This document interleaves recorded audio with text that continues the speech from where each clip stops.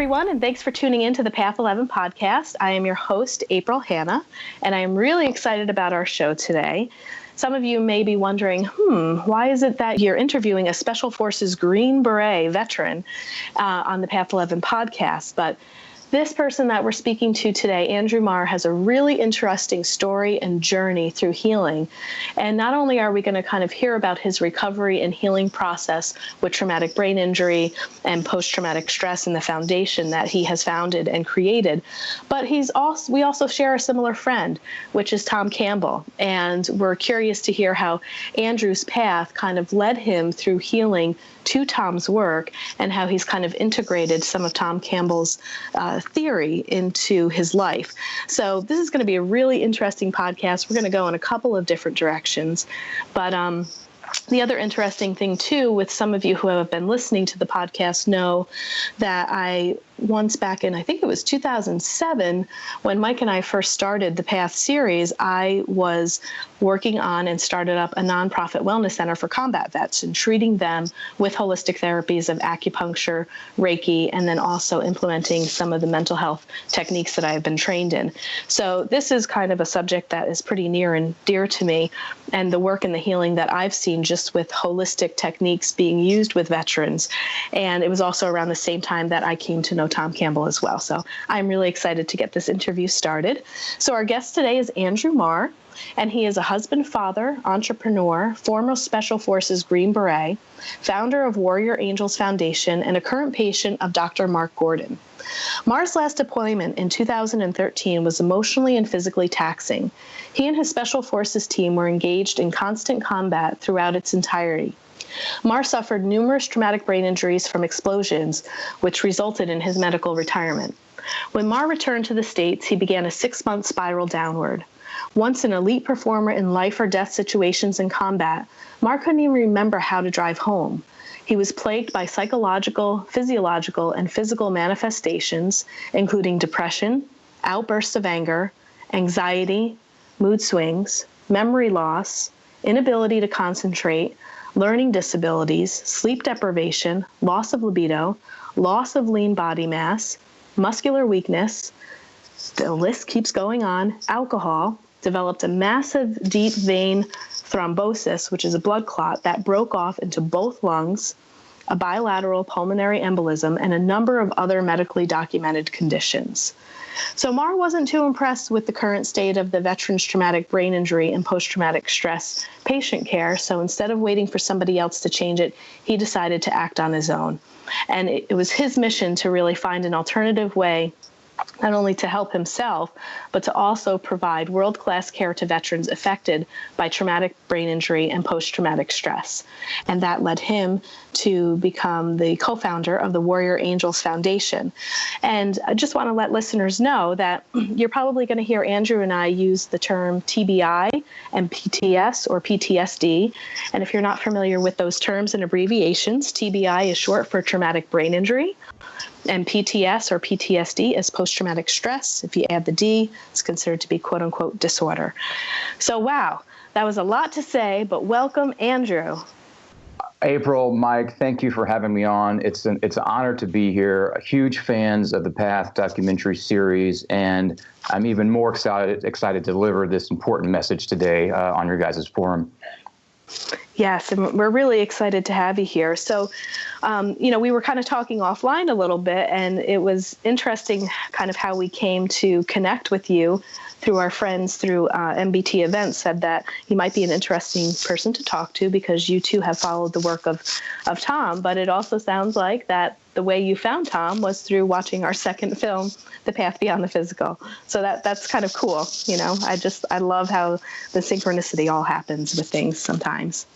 Oh, it's incredible. And that's exactly how it happened. I saw that second film, and I was like, this is incredible, opening me up to a new level of information that I wasn't aware that was even in existence, and started to dive in and just fascinated by everything that all the people said on that show, and all the things that came afterwards. So again, could not be a bigger fan of what the work you guys have done. Yeah, well, thank you. Well, I'm a big fan about the work that you're doing in the world. So why don't you kind of walk our listeners through your story and kind of tell people what had happened when you had come back from your last deployment and kind of the struggles that you had with traumatic brain injury and the symptoms of post-traumatic stress. Sure. Well, like you said in the bio, I was a Special Forces Green Beret for a better part of a decade. And my specialty, or one of my specialties, was I was an expert in dealing with demolitions, it's explosives. And so the life of an operator, is what we call ourselves, operators, it has you in and around in close proximity to a number of explosions on a routine basis. And as counterintuitive as it may sound, we just did not make the correlations, as far as short ago as 2013, that there can be significant damage from repeated chronic exposure to these blast waves. And so what happens when you're in close proximity to an explosion is that there is a propagation of energy from that explosion that moves out in a 360-degree radius. And that's energy. And it's going to then transfer that energy through you. So every air-filled organ in your body is essentially going to get filled with that energy, and it's going to violently move it back and forth. So the brain, being cased in cerebral spinal fluid, then is hit back and forth against the skull multiple times within a fraction of a second. So in and of itself, if that happens, once or twice, probably not that big of a deal. But over and over and over again, without the brain being able to heal itself properly with the frequency of that's occurring, you start to have a degradation, a decline in quality of life. And sometimes it's difficult to kind of trace back what's the root cause, because these symptoms might not manifest until months or even years later. And that was the case with me. So I was on my last deployment in 2013, and I was only ever knocked unconscious once in my entire career in combat, and it was brief. And I came to and got back up and realized we were still engaged in a fight. So there wasn't really much time to think about it. It was that was a pure fight or flight moment. So it was get back in action and help my guys get out of there. And so that was kind of the regular occurrence day in and day out. 6 months later, after that last deployment, I went from being a high-performing individual in situations of life and death to finding myself on 13 medications. I was alcoholic. My wife was pregnant with our 5th child, and 9 months pregnant. And her request of me, was, "Baby, can you keep your drinking down for the day in case I go into labor, so I don't have to drive myself to the hospital?" And things just got worse from there, and some of the problems that we were having that you spoke of earlier was, all kinds of, I had vision problems that went from blurry vision into double vision, from migraine headaches, all kinds of balance and vertigo issues. And then it led into cognitive decline, short-term and long-term memory decline, speech impediments, behavior problems, not being able to make socially correct decisions, problems with anger and rage. And again, none of these things were ever present in my life before. And it was difficult to understand what was going on at the time, because I couldn't, I wasn't missing any limbs. I didn't have any open, skull fractures. And I just thought I was short-circuiting, and I couldn't really figure out what was going on, April and Mike. And so that's kind of the decline there, and of how it started. My life slowly started to spiral out of control.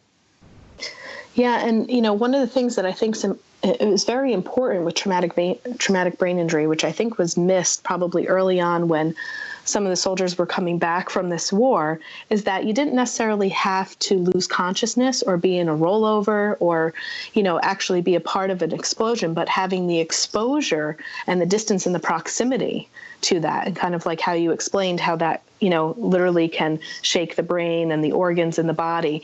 And I was seeing it being really misdiagnosed, because some of the symptoms of post-traumatic stress and traumatic brain injury also overlap.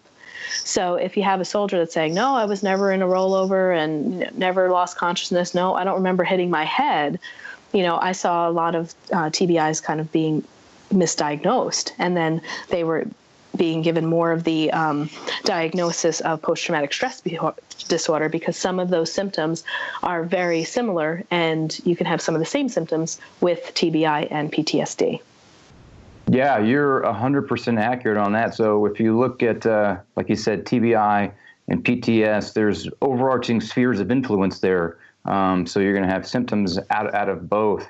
And that's what we've seen so many times through our work now, is often the misdiagnosis of post-traumatic stress when it really is a TBI. And you can break it down like this. Post-traumatic stress, by definition, is purely psychological. So if there is a physical trauma somewhere in that person's timeline, we have to take account of that and say, okay, well, could there be any negative outcomes from that trauma that we're not looking at from that physical trauma that could be, a direct correlation to these psychological manifestations, these behavioral manifestations? And now we have actually some research coming out to support that. A Dr. Pearl, which is a neuropathologist out of Walter Reed, a prestigious, the military's prestigious medical center out on the East Coast, and he's looked at over 40,000 post-mortem brains in his life. And this article I'm going to refer to came out in the Lancet last year. It's a prestigious British medical journal. And in that article, he talked about how he had looked at, I think, 8 post-mortem brains of soldiers that succumbed to blast injury wounds. And he had found what he said was evidence of micro tearing. I believe it, and this is the essence of the article, in both the white and gray matter. So micro tearing that he had never before witnessed or observed in the 40,000 plus other post-mortem brains he analyzed. And so then he basically went on to say that he thinks that is a direct cause of the psychological symptoms known as post-traumatic stress, and it wasn't being readily understood or found out before that time that it is actually a physical injury. Yes. And so tell me, how did you come to meet Dr. Gordon? I'd like to hear that story, because some of the things that I have just been, researching with your story and the findings, with Dr. Gordon, is that there is a blood test that can be taken that is also able to show what's kind of happening in the brain with the inflammation and the hormones. And I would kind of like you to go into that to talk about the treatment of how this has been helping people. Yeah, absolutely. Well, I got to a point where I was told that I couldn't take the risk of another blow to the head, and that I could no longer, operate as a Special Forces Green Beret. And at the time, that was an absolute death blow to me, because that was completely tied up with that, being encompassing my entire identity. And, I thought that was the mission of my life. So then tell me all of a sudden you could no longer do that, it really rocked me. And then to have all of the psychological and physical cognitive problems I was having, it put me in a bad place. So for the first time in my life, I was really just struggling. And then on all the medications, drinking heavily, not sleeping, not eating correctly. And so, just what we call a non-neuropermissive environment. And I got to a place, both of my young sons became ill, deathly ill. And I remember being at the hospital of my 13-month-old son at the time. And I was popping a pain pill and drinking airplane whiskey by his bedside. And I came to a decision point, and it's like, this is going to go one of two ways. I can keep on this same path that I'm going on, continue to just blindly accept everything that Western medicine is, selling me, and it's going to kill me, and it's going to ruin everything that I love. Or I can make a decision. I can decide to act to quit playing a victim and to go out and look for new information, go out and look for a way to heal myself. And, at that time I knew I could no longer be a Green Beret, which I thought was my life's purpose. But I was like, I'm still a husband. I'm still a father to 5. And my new reason, I decided at that moment, was to get off those 13 meds, to quit drinking, and to be the husband and the father that my family needed me to be. And so right then and there, I made that decision. And I started to go on a path looking for alternative means to heal myself. And I looked at just absolutely everything that you can think of that's out there. And eventually that did lead to a Dr. Marr Gordon, who's a neuroendocrinologist. And he had actually gotten a hold of me. We had an article come out. I forget if it was Fox or Forbes.com. But I was at a functional brain center down in Texas, and then I started to have some decent results there, and it caught some media attention. So Dr. Gordon saw that, got in touch with me, and he said, hey, here's my credentials. I've been working with TBI patients for a number of years now, even veterans. Here's a podcast that I think might be of benefit to you. Take a listen, and if this is something you think you want to give a try, get into contact with me. So I listened to that podcast, and Dr. Gordon had one of his patients on there who was a Navy guy who had some rough injuries. He was shot and blown up. He had some plates and screws in his jaw. Well, the gentleman's name was Matt Gosney, and he was on, before he started Dr. Gordon's protocol, 17 plus medications and had attempted suicide. Heard of Dr. Gordon in the hospital, and then was able to get involved in his program. And at that time, it was like 3 months since he had started, and he was off of like 14 out of 17 meds. Since that time, the Warrior Angels Foundation has been able to cover Matt Gosney's continued support. And now he's off of all medications. He's screenwriting out in Los Angeles, performing at a high level again, without symptoms. But I heard that, and everything that Matt was saying about the problems he was having, the difficulties in his quality of life, was everything that was going on in my life. So that was really the first time that I had heard somebody else articulate everything that was going on as far as a problem-wise. And then I heard Dr. Gordon on the other end explain why this was all directly related to the 2-phase injury of a traumatic brain injury. And the first phase being the primary phase being the initial blunt force trauma, explosive blast wave, acceleration, deacceleration, falling down, something of that nature. But the part 2 of the injury, phase 2, the secondary injury, is post-traumatic neuroinflammation, big fancy word that means swelling of the brain.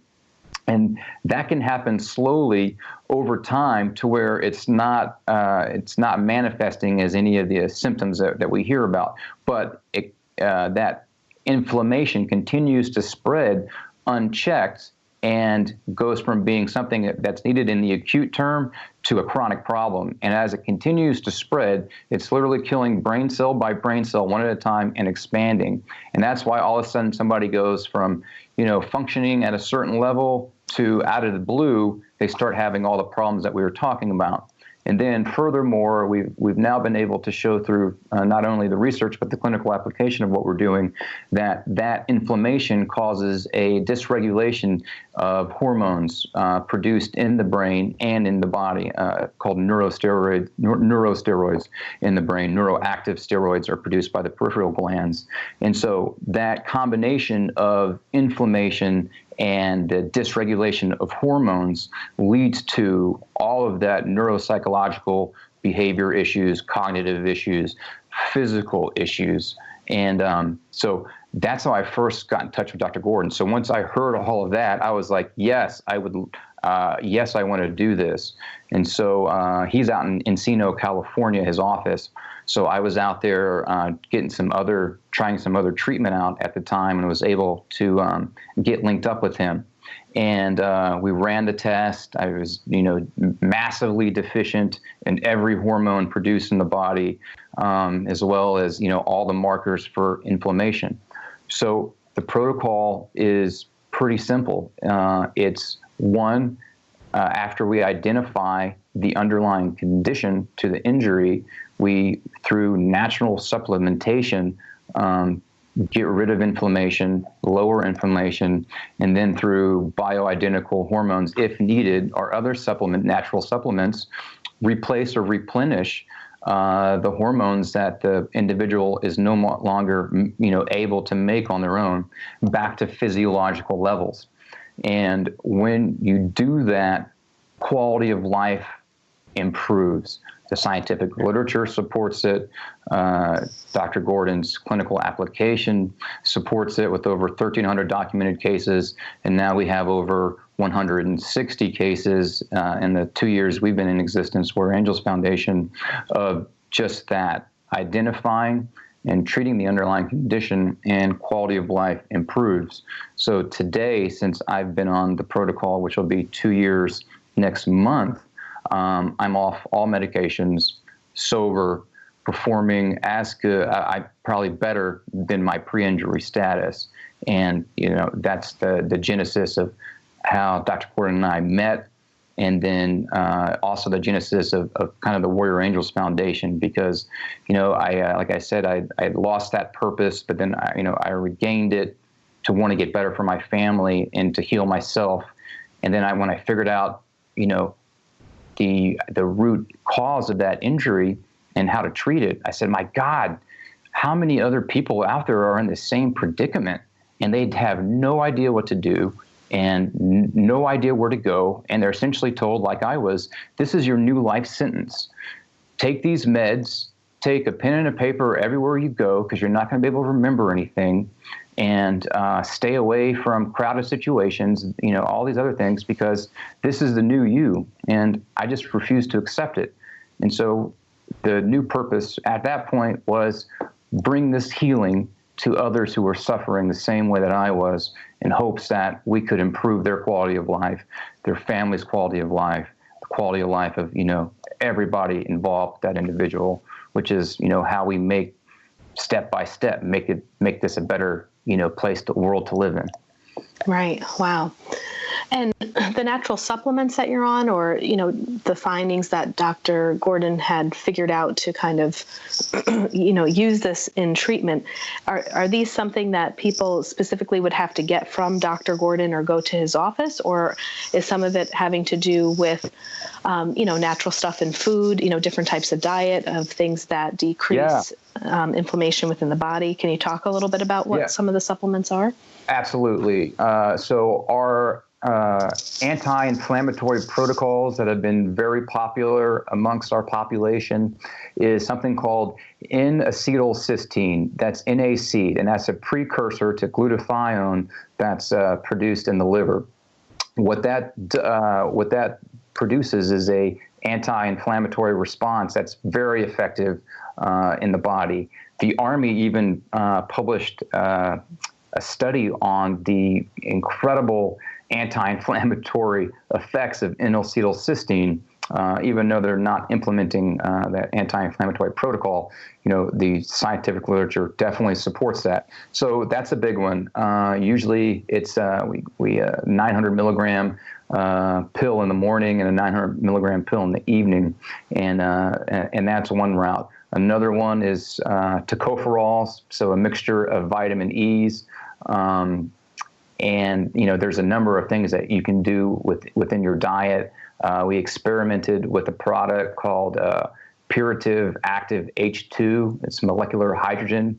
You add that to water, and that basically is going to add an extra electron to your body and even out it's a free radical scavenger. So that's another anti-inflammatory mechanism. So those are three things right there that are incredibly backed by the scientific literature and the clinical application to help big time in anti-inflammatory means, as well as omega-3s, DHA, fish oils. And we had a doctor, Dr. Michael Lewis, who wrote a book called When Brains Collide recently on our podcast. And that whole book was about the benefits of using high-dose omega-3 specifically in brain injuries. And I don't remember exactly what they call the Omega protocol, what it was for a maintenance dose and a preventative dose. But When Brains Collide is an excellent book that talks about those things. So those are 4 items right there that are phenomenal means to use for anti-inflammatory, and from there, it's just, again, the lab analysis is crucial to what we do. So it's going to identify, is there any nutritional deficits, things of that nature, in addition to the hormones. Another big one we look at is heavy metal toxicities, because oftentimes soldiers are around toxic. They have toxic exposures to these heavy metals that are very detrimental to the body. And so again, we have ways to identify that and then be able to also treat that. If you need a specific hormone, there's very few items that we have to write a prescription for, 2 that I'm aware of. And again, they're bioidentical hormones that if that person is shown to be deficient in that or insufficient, meaning they no longer can produce that. So if there's damage to the hypothalamus or there's damage to the pituitary gland, and therefore testosterone is not being produced accurately or at the right levels, then we can put that back in the body through an external means and replenish or replace back up to a physiological level. Wow, awesome, fascinating. This is new news for me too, so I'm learning a lot through this. Now you've been on this protocol for 2 years, so I'm curious to know, do you actually have any MRIs, or does Dr. Gordon do any scans of the brain to see if there's improvement in the tissue or in the brain matter? And the follow-up question to that is, are these supplements something that is important for you to take throughout the rest of your life, or are they finding that eventually you can get to a point where the brain will kind of be back in its natural healed state and you may not need to continue with this protocol? Those are great questions. I'll start by saying Dr. Gordon calls it the neuropermissive environment. We need the brain and the body to be in a neuropermissive environment. Well, great. What's that mean? Well, it means that it's an enriched environment, one in which neuroplasticity can happen, neurogenesis can happen, synaptogenesis. So the brain can function properly. It can heal itself. The same thing with the body, and so that means the right emotional environment, the right everything else you can think of, air, water, nutrition. All these things play a vital role in our day-to-day health and wellness. So those are very important aspects. As in response to the imaging, the imaging today is absolutely phenomenal. MRI, fMRI, SPECT scan, PET scan, on and on and on, which they're able to do some really fascinating things. And if there is structural damage to the brain, it is absolutely crucial to take a look at that imaging. What Dr. Gordon's protocols, his clinical application has shown is that they can miss oftentimes if there is inflammation and if the neurochemistry is affected. Why and how is that done? Well, a lot of those things are just still pictures. All right. So, but then when you get to fMRI, PET scans, SPECT scans, those are looking for blood flow and things like that. Again, crucial, but it's not actually showing if there is a deficiency or insufficiency in the neurochemistry. And here's why it's important to identify that, because you have to understand the mechanism of the body. The neurochemistry is going to send a message to the rest of the body to do everything. So it is the messenger. And if that's not functioning correctly, the body itself, the mind itself, is not going to be able to function correctly. So through this lab analysis, oftentimes we don't need to do the extra imaging because that's going to tell us the story that we need to know exactly. And Dr. Gordon is the absolute expert on that, and it's looking at things like this. If we can tell somebody has low testosterone and then low luteinizing hormones, well, they shouldn't both be low. If the testosterone, both free and total, were low, then the luteinizing hormone should be sky high. But that's telling us specifically that in that combination that there is damage to the hypothalamus and the pituitary gland, because it should be working properly otherwise. And so there's all kinds of scenarios like that you can tell through a lab analysis where exactly is the problem originating without having to do some of these imaging. And again, the imaging, it's not conclusive that it can find those markers just by observing the blood flow. Okay, wow, great, thank you. And my other follow-up question to this is, so it sounds like Dr. Gordon, I think you said had somewhere 1,300 cases documented in the work. You guys have 160. Is this being implemented through VAs, through doctors? I mean, if there's some proven great stuff out here and we can get people off of meds, why isn't this more widely known? Well, I think this is something that probably the audience can understand. You guys' audience is that anything that is not with the status quo is met by ultra resistance, and this is outside of the conventional means of medicine, but very much within the confines of science. But for whatever reason, even though it's backed by the scientific literature now, clinical application, it's just a slow-moving process. And I think what Max Planck said, science moves one headstone, one gravestone at a time. It means it's slow. It's slow. But that's one of the things that we're working hard to improve on. And, the government's always one of the last things to implement something because it's a big mechanism that's not really, it can't move at the need and the pace of innovation and change. So they're usually the last ones to buy into something. So that's why we've kind of taken the grassroots campaign to spread the information out and try to go from not only bottom to top, but top to bottom. And so we've talked to the Trump administration. They've got in touch with us. They're interested in what we're doing, as well as they haven't set up the new VA secretary, but the people that are in the cabinet are interested to see if we can't get a pilot program in there.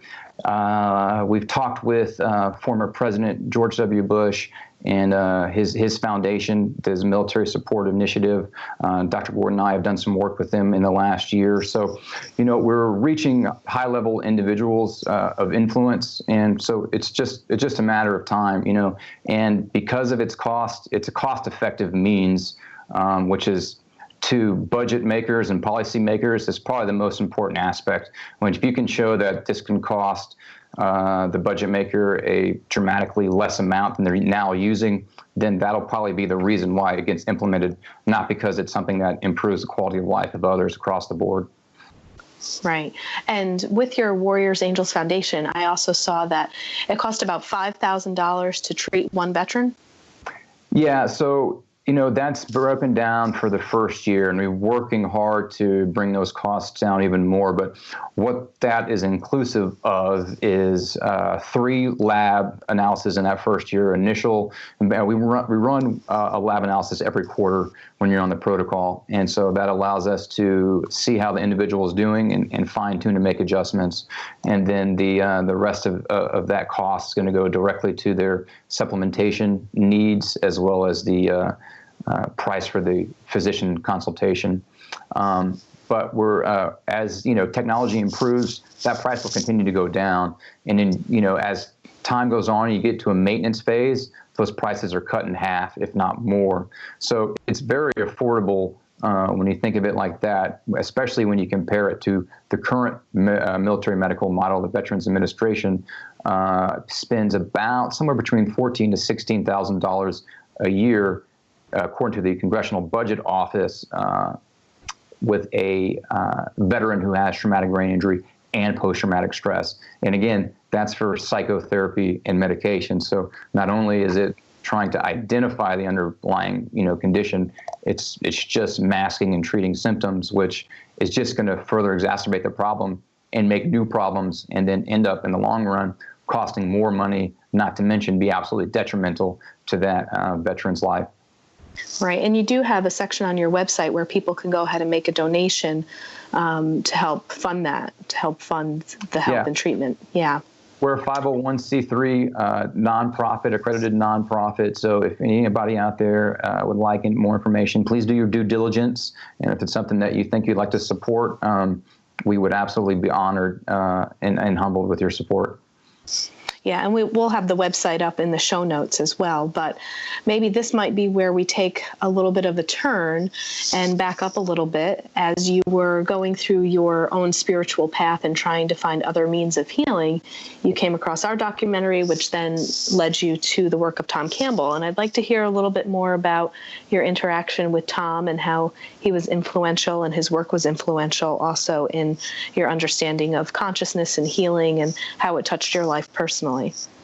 Well, fascinating story. And again, it was on that path to look for new information. It led me to different areas. And so, neuroscience, psychoneuroimmunology, fancy word for mind-body connection, quantum physics, which I just completely had a hard time grasping at first.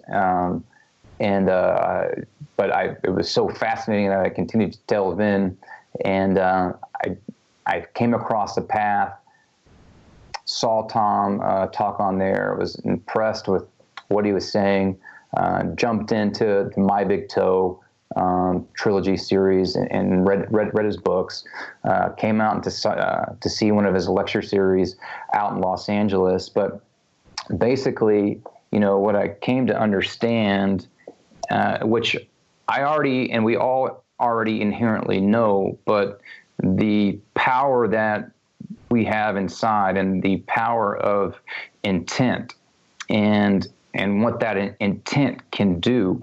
And so through understanding, Tom's work, getting a better grasp on quantum physics really helped to open my eyes on what your intent can really cause to happen purely through, the thought process and how that sends an electromagnetic signal out into the field, and then you can actually attract that back with what you're feeling. And so I came to understand that I was a high performer, like I said before, and then when I'm another big fan of Bruce Lipton's work, cellular biologist, and pioneering in epigenetics.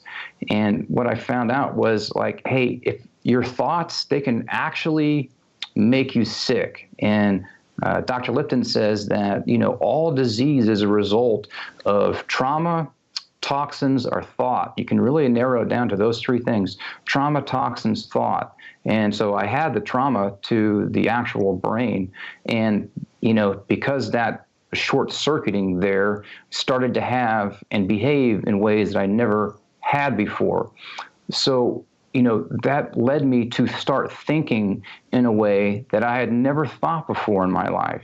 And I got in this pattern of thinking about the worst case scenario at all times and what I didn't want in my life.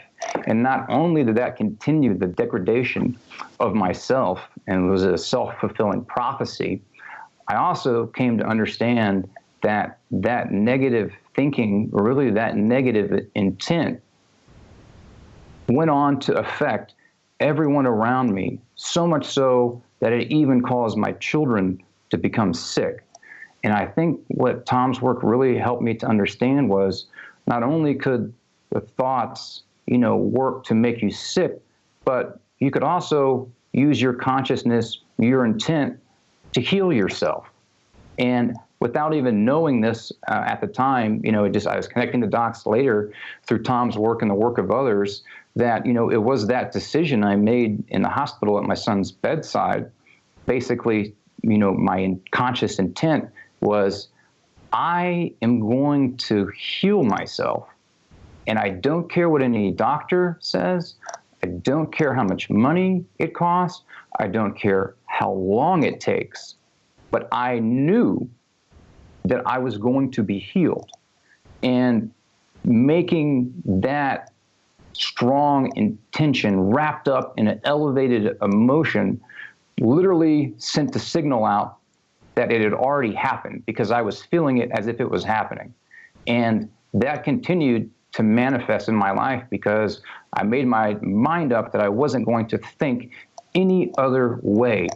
And so once I started to get better, I started having more and more clarity of thought, was able to dive into work like Tom's work and realize that how we have the power, if we can essentially turn down the noise and the distractions, to go inside, really understand who we are, and magnify our intention to go away from fear and to love. I think that's all what it comes down to. It's either to fear or to love. And I decided to go towards love and was able to heal myself. And you asked the question earlier, I didn't get to it, April, and I apologize, but you said, does somebody need to stay on all these medications that they're on? Well, it's all situational, dependent on the individual. But according to the literature, there's a very low chance that somebody's hypothalamus and pituitary has been damaged, that they're going to be able, some of these hormones are going to be able to come back online. Well, I'm proud to say I'm off all hormones, and my body is now making them on their own, which before was thought to be something that didn't or couldn't happen.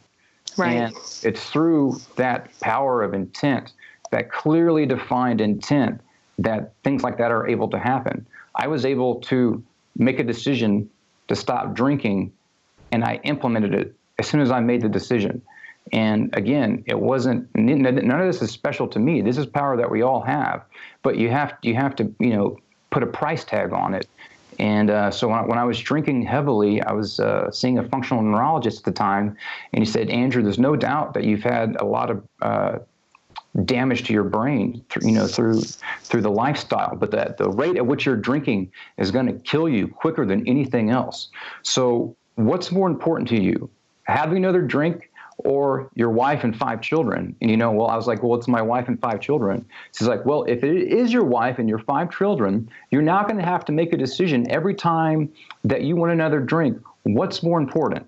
Is it your wife and children, or is it that drink? And you're going to have to decide now what it is. And at that point, I was like, you know what, man, it's either time to put up or shut up. And I'm done. I'm done with that.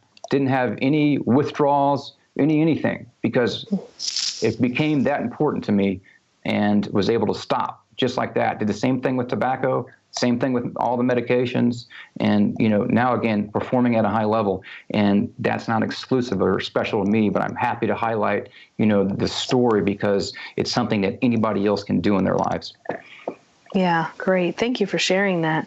I'm also curious to know, just in my personal experience too, I've been to some of Tom's lectures, and of course, we've interviewed him for countless hours just in the filmmaking process. But I've also noticed sometimes when I sit down with him one-to-one, he kind of will always find a way to say something that just kind of clicks with me on such a deep personal level. That's like an aha moment. I don't know when you had the chance to kind of sit down with him and Pamela, or maybe even just sitting in front of him during one of his lectures, aside from what he talks so strongly about with how intent moves consciousness. Was there anything in particular that really stuck with you that he had said to you that just kind of solidified what you were thinking and feeling even more? Well, it's that the larger consciousness system essentially wants to work for you, because it wants to move towards lower forms of syntropy, and knowing that if you can align yourself and treat every choice, treat every decision, and realize that choice or that decision is an opportunity to go towards love or towards fear. And if you can continue to make better decisions, that's going to continue to open you up to a new decision set, a new set of experiences, and that is going to continue to evolve your consciousness, and grow yourself. And when you wrap that up in trying to make your life about helping somebody else, about trying to provide value to somebody else, when your intents are pure like that, things just start lining up effortlessly to make those things happen. And those are some things that Tom has definitely helped me to realize with greater clarity. Yeah. Great. So what's up next for you guys? Like what else is going on with the Warrior Angels Foundation? Is there anything coming up that you'd like the listeners to know about, or anything in particular of a work or a special project that you're doing that maybe other people can spread the word about your foundation? Yeah, well, I have a book coming out.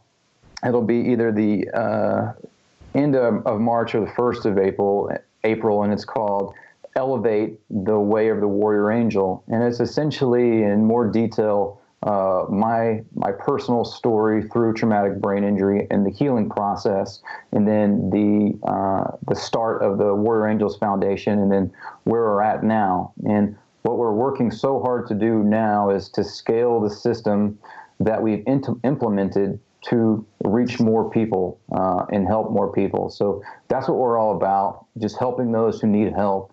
If there is an end state as far as what we're doing in the veteran community, we are working to get these protocols implemented by the Department of Defense and the Veterans Administration. We think that'll be a huge win. Dr. Gordon and I are briefing some high-level brass in March on the East Coast, and so we're hopeful that will be a good and productive meeting. But again, they've reached out to us, and so we're starting to bridge these gaps right now to help others. So from there, we've been contacted by some different homeless organizations that have found that they have a large, the homeless population, by and large, has a lot of TBI, people suffering from a traumatic brain injury that are homeless. Now, whether they're homeless because they had a TBI or they got a TBI after they're homeless remains to be seen. But the fact is, for instance, in Austin, Texas, 50% of the homeless population has a TBI. So we hypothesize that the same effect that we're producing in the veteran community, we can also affect in the homeless population, and as well as the prison system, those that are incarcerated, who may have made a decision or an action based, on something that they didn't want to do, and might have been that, neurochemically they couldn't have acted in the way that they needed to. And so, I think these are things that we can rectify to improve our system, our world overall, and that's very much what we're focused on doing. Excellent. Great. Well, I think the work that you're doing is awesome. And you guys are located in Texas, right? Yeah, we're located in Texas, but we're very much a national program, and we're decentralized, so we can reach anybody wherever they're at, and so that's not an issue. Yeah, and I know just from my own personal work with the Wellness Center for the Combat Vets being a nonprofit, it's one of the biggest struggles is just trying to get the word out, trying to get the funding, trying to get the grant money, trying to get people to kind of buy into, what your own protocol is and how you're trying to help. So, our listeners, if you guys can just share their page, like them on Facebook, share this podcast with anyone that you might know that is struggling with a traumatic brain injury. Doesn't necessarily have to be a veteran, but there's just great information here that Andrew provided for all of us today. So thank you so much for being on our podcast, and we're looking forward to meeting you in April. I think we're all going to be in New York City hanging out with Tom at his lecture there. So that's going to be a nice treat too, to meet you in person. Oh, I'm just looking forward to it, April and Mike, to meet you guys. And thank you for having me on. It's been an absolute pleasure. And I've been enjoying the podcast as well. Just jumped into that recently. So thank you for all the good work and content you're continuing to put out on a regular basis. Yes, thanks, Andrew. And if you guys are interested, we will put all of the links in the show notes, but their Warriors Angel Foundation website is waftbi.org. All right, everyone. Well, thanks for listening, and we hope to bring you some more great shows in the future. Take care, everyone. If you'd like more information about our films or to purchase our DVDs, you can head on over to our website at thepastseries.com. They're also available to purchase on amazon.com. Our films are also streaming online at vimeo.com, gaiamtv.com, and iTunes.